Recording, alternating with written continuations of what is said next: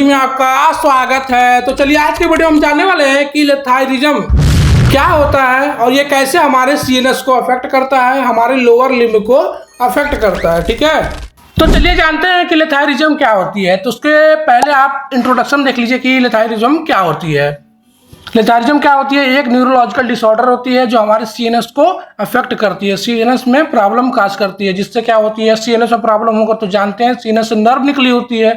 वो नर्व हमारे different part of body को क्या करती है, कंट्रोल करती है। अब ये नर्व डैमेज होगी तो मान लीजिए क्या होगा, आपका बॉडी भी डैमेज होने लगेगा, जिससे मसल वीकनेस जैसे प्रॉब्लम, मसल पैरालिसिस भी हो सकती है। ठीक है, ये मेनली क्या करती है, जो आपका मोटर न्यूरॉन होता है उसमें क्या करती है, डिफेक्शन लाती है।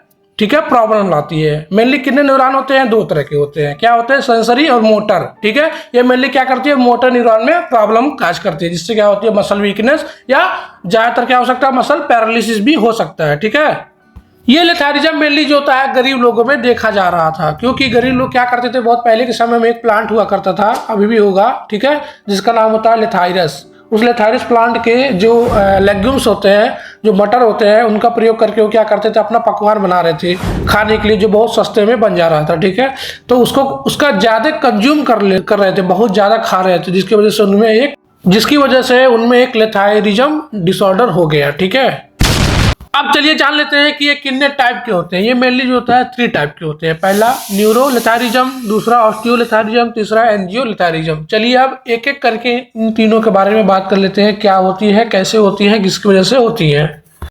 चलिए पहला है आपका न्यूरो लेथायरिज्म। ये न्यूरो लेथायरिज्म नाम पड़ा है न्यूरॉन से, मतलब ये ब्रेन को अफेक्ट करेगी। क्या करेगी? इसमें जो मेन स्पीसीज होती है लेथायरस की, होती है लेथायरस सैटाइवस।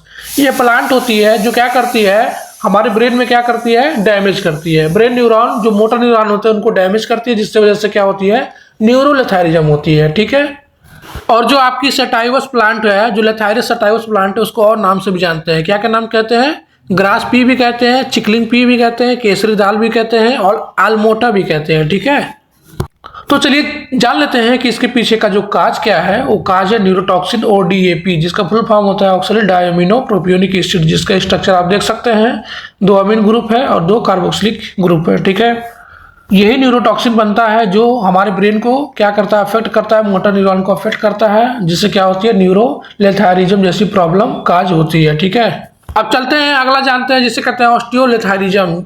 अब ये क्या होता है, अब ये क्या करता है कि न्यूरॉन को छोड़ करके, ब्रेन को छोड़ करके क्या करता है, ये बोन और कनेक्टिव टिश्यू को क्या करता है, अफेक्ट करता है, उसमें प्रॉब्लम काज करता है। और ये क्या होते हैं, एक स्केलेटल डिसऑर्डर होती है, जो मेनली क्या होती है, किसकी वजह से होती है, BAPN एक टॉक्सिन होता है, उसकी वजह से होती है। इसका फुल फॉर्म होता है बीटा अमीनो प्रोपियोनाइट्राइल। ठीक है, और ये बीटा अमीनो प्रोपियोनाइट्राइल क्या करता है, लाइसिल ऑक्सीडेज एंजाइम को इनहिबिट करता है। और लाइसिल ऑक्सीडेज एंजाइम क्या करता है, हमारे जो ट्रोपोकोलेजन होता है, प्रोलास्टिन, इनके बीच जो क्रॉस लिंकिंग होता है, उसको क्रॉस लिंकिंग में हेल्प करता है। कौन हेल्प करता है? Lysyl oxidase. अब इसी को क्या करता है, BAPN टॉक्सिन इनहिबिट कर देता है, जिससे क्या होता है, क्रॉसिंग नहीं होगी किसके बीच, ट्रोपोकोलेजन एंड प्रोलास्टिन, इनके बीच में क्या कराता है, कौन, लाइसिल ऑक्सीडेज एंजाइम क्या कराता है, क्रॉस लिंकिंग करवाता है।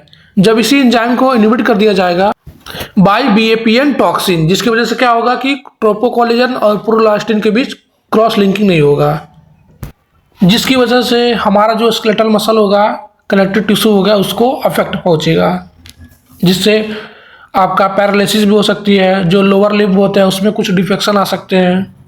जो BAPN टॉक्सिन है उसका स्ट्रक्चर आप देख सकते हैं, कुछ इस तरह उसका स्ट्रक्चर दिखाई देता है BAPN टॉक्सिन का।